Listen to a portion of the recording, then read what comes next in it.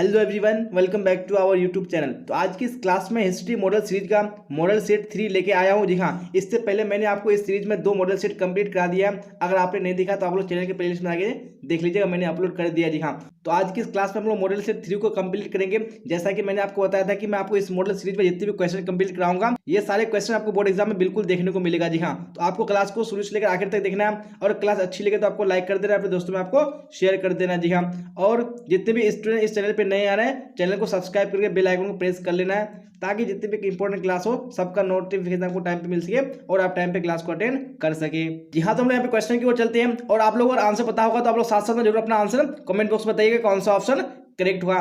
सुमेर अभिलेख में नाविकों का देश कौन था? जी हाँ, जो सुमेर अभिलेख है उसमें नाविकों का देश कौन था वो आपको बताने हैं। जी हाँ, तो यहाँ पे क्वेश्चन 1 का ऑप्शन नंबर ए बिल्कुल करेक्ट हो जाएगा। नहीं, जो नाविकों का देश है था वो कौन था, यानी मेलुहा था, तो ऑप्शन नंबर ए बिल्कुल करेक्ट हो जाएगा। चलिए अब देख लेंगे हम लोग नेक्स्ट क्वेश्चन, क्वेश्चन नंबर 2। जी हाँ, तो क्वेश्चन नंबर 2 भी स्क्रीन पे आ चुका। क्या बोला जा रहा है? तौलने की इकाई में सिंधुवासी किस अंका का प्रयोग करते थे? जी हाँ, यानी जब वो लोग नाप तोल करते थे तो अपनी इकाई में वो लोग कौन सी अंका का प्रयोग करते थे वो आपको बताने हैं। यहाँ पे 2 का ऑप्शन नंबर डी बिल्कुल करेक्ट हो जाएगा। जी हाँ, 16 अंका का प्रयोग करते थे। जी हाँ, और जैसा कि देख पा रहे हैं जितने भी क्वेश्चन मैं आपको इस मॉडल पेपर में कंप्लीट कराऊंगा और इस सीरीज में जितना भी कंप्लीट कराऊंगा, ये सारा क्वेश्चन आपको बोर्ड एग्जाम में हर हाल में देखने को मिलेगा। जी हाँ, इससे बाहर बिल्कुल भी आपको क्वेश्चन इसका एग्जाम में नहीं पूछा जाएगा, तो आप लोगों को पैसेज के साथ में क्लास को देखना है। चलिए आप क्वेश्चन नंबर 3 का आप लोग आंसर बताइए कौन सा ऑप्शन करेक्ट होगा।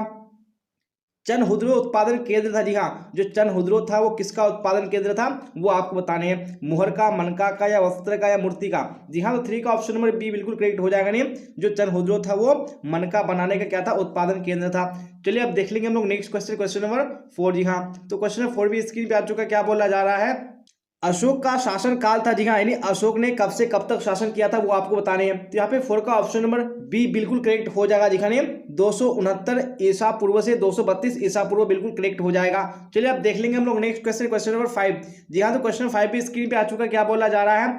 अशोक का अभिलेख सर्वप्रथम पढ़ा गया। जी हाँ, तो अशोक का जो अभिलेख है सबसे पहले वो कब पढ़ा गया था, कब उसका स्टडी किया गया था? तो 5 का ऑप्शन नंबर सी बिल्कुल करेक्ट हो जाएगा। जी हाँ, 1837 ईस्वी में। चलिए अब देख लेंगे नेक्स्ट क्वेश्चन, क्वेश्चन नंबर 6। जी हाँ, तो क्वेश्चन नंबर 6 भी स्क्रीन पे आ चुका है। क्या बोला जा रहा है?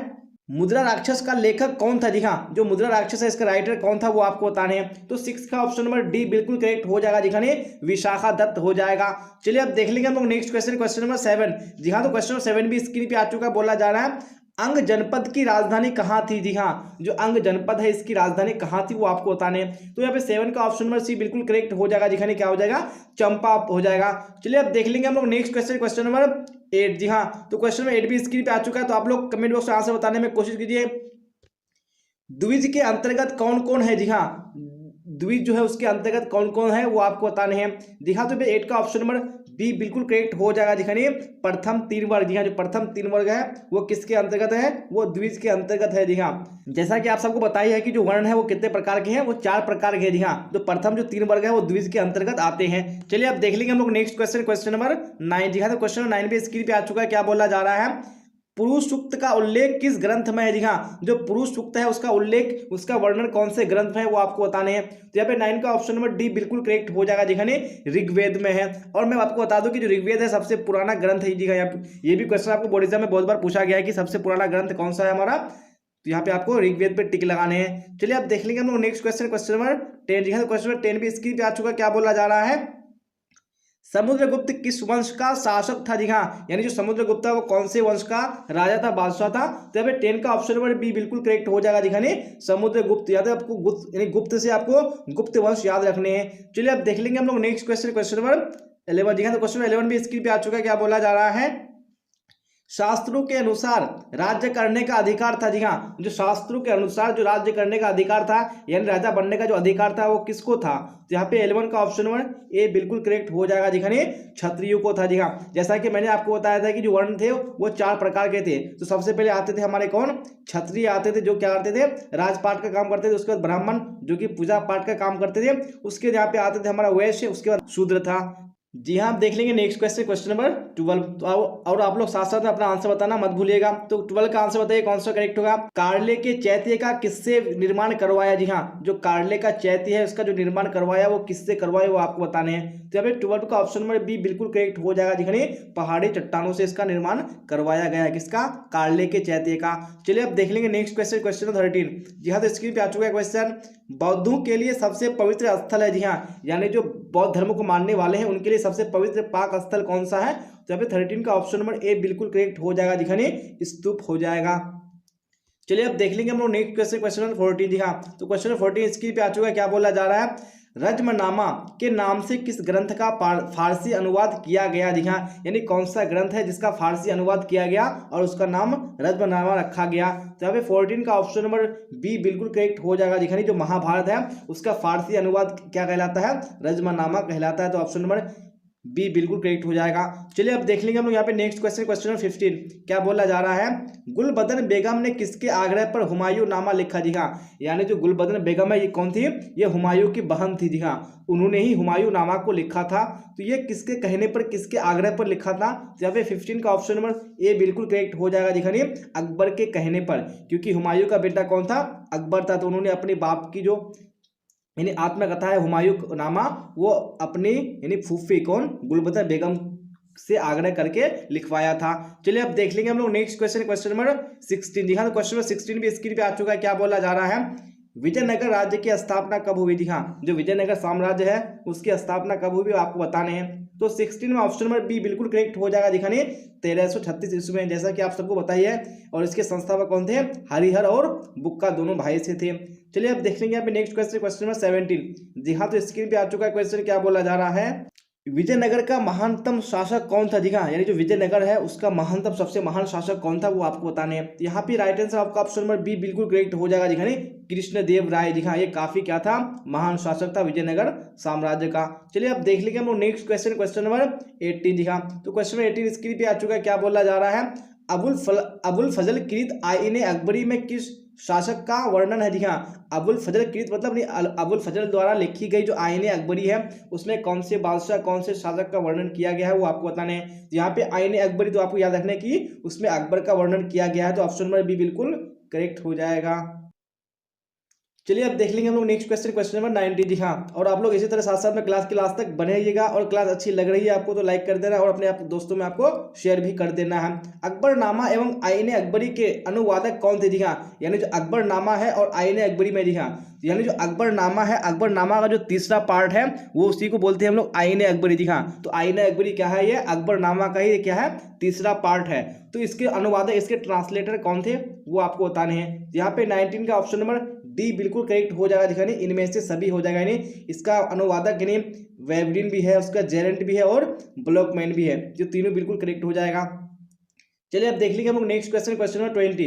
जी हाँ, 20 भी स्क्रीन पे आ चुका है। क्या बोला जा रहा है, राजकुमार दारा का संबंध किससे था। जी हाँ, यानी जो राजकुमार दारा है उसका संबंध इनमें से किससे था वो आपको बताने हैं। तो 20 का ऑप्शन नंबर सी बिल्कुल करेक्ट हो जाएगा। दिखाने कादरी सिलसिला।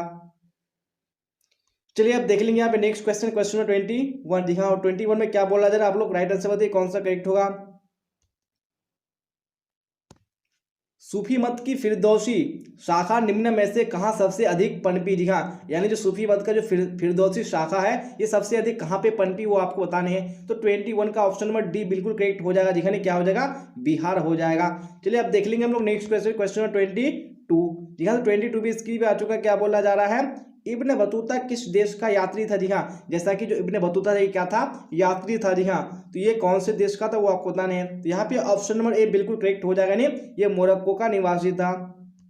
चलिए अब देख लेंगे यहाँ पे नेक्स्ट क्वेश्चन, क्वेश्चन 23। जी हाँ, 23 भी स्क्रीन पे आ चुका है। क्या बोला जा रहा है, मध्ययुगीन यात्रियों का सरताज किस यात्री को कहा जाता है। जी हाँ, यानी मध्ययुगीन यात्रियों में यात्री को सरताज किस यात्री को कहा जाता है वो बताने हैं। 23 का ऑप्शन नंबर बी बिल्कुल करेक्ट हो जाएगा। दिखानी मार्को पोलो हो जाएगा। चलिए अब देख लेंगे हम लोग नेक्स्ट क्वेश्चन, क्वेश्चन नंबर 24। जी हाँ, तो 24 भी स्क्रीन पे आ चुका है। क्या बोला जा रहा है, हुमायूं के दरबार में कौन अफ्रीकी यात्री भारत आया। जी हाँ, यानी जब हुमायूं क्या थे, शासक थे, तो उनके दरबार में कौन सा अफ्रीकी यात्री भारत आया था। तो यहाँ पे 24 का राइट आंसर कौन सा हो जाएगा, बिल्कुल ऑप्शन नंबर डी। दिखा इनमें से कोई नहीं हो जाएगा। दिखा क्योंकि इनके दरबार में कौन आया था, इब्न बतूता आया था।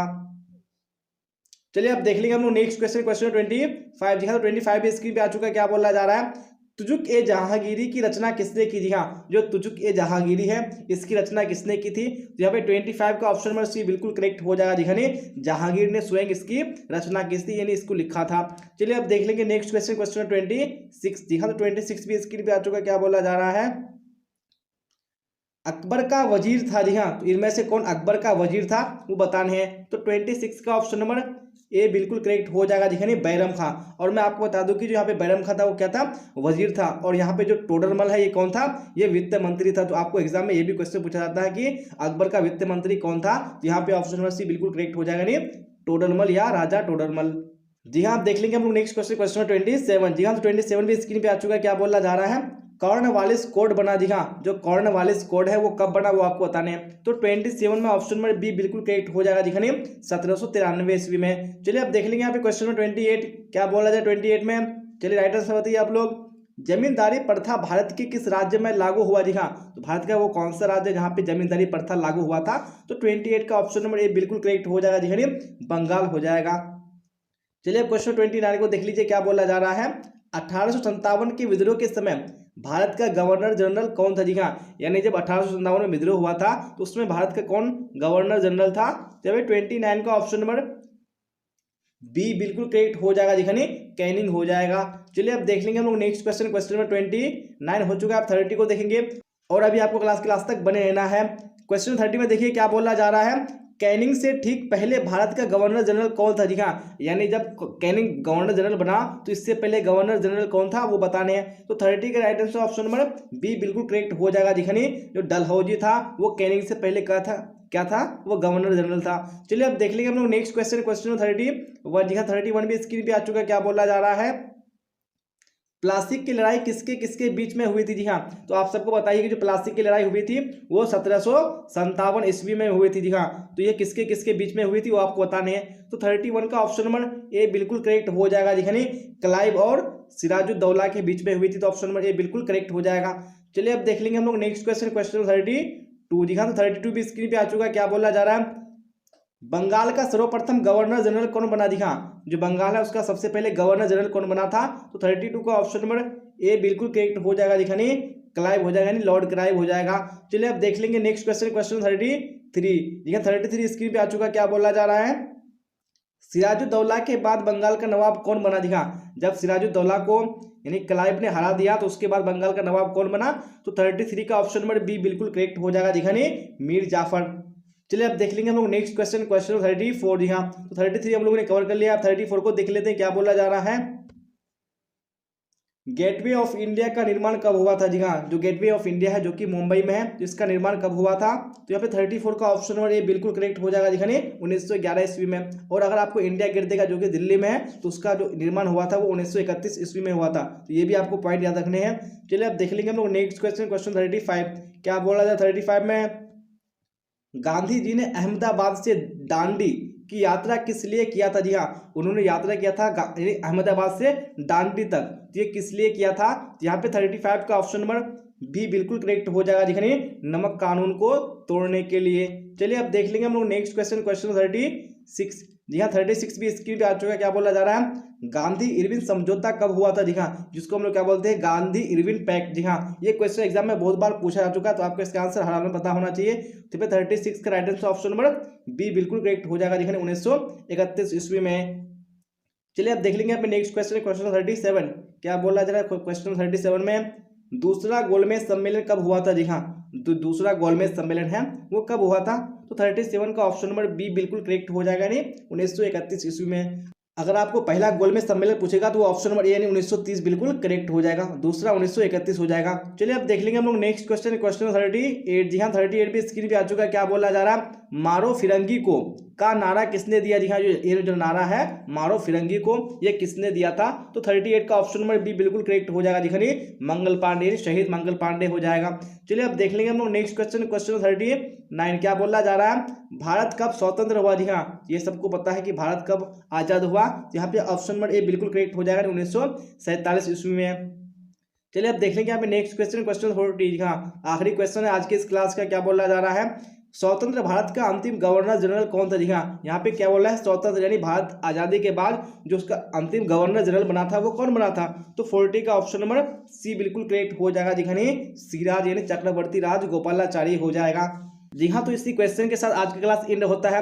और अगर आपको क्लास अच्छी लगी हो तो आपको लाइक कर देना, अपने दोस्तों में आपको शेयर कर देना है। और जैसे कि मैंने आपको बताया कि मैं जितनी भी मॉडल सीरीज में मॉडल सेट लेके आ रहा हूँ, अगर आप सारे क्लास को अटेंड कर लेते हैं तो मुझे उम्मीद है कि आपको बोर्ड एग्जाम में एक भी क्वेश्चन बाहर देखने को नहीं मिलेगा। तो आपको हर क्लास में हर हाल में जुड़ जाना है और इसके लिए आपको चैनल को सब्सक्राइब करके बेल आइकन को प्रेस कर लेना है ताकि आप टाइम पे क्लास में अटेंड हो सके। और जाते जाते आप लोग कमेंट बॉक्स में ये भी बताते जाइएगा कि आप लोगों ने 40 क्वेश्चन में कितने क्वेश्चन के आंसर करेक्ट किए हैं। जी हाँ, तो यहाँ तक बने रहने के लिए आप सबका धन्यवाद। फिर मिलेंगे हम लोग अगली क्लास में। Till then bye bye, tata, see you on the next class.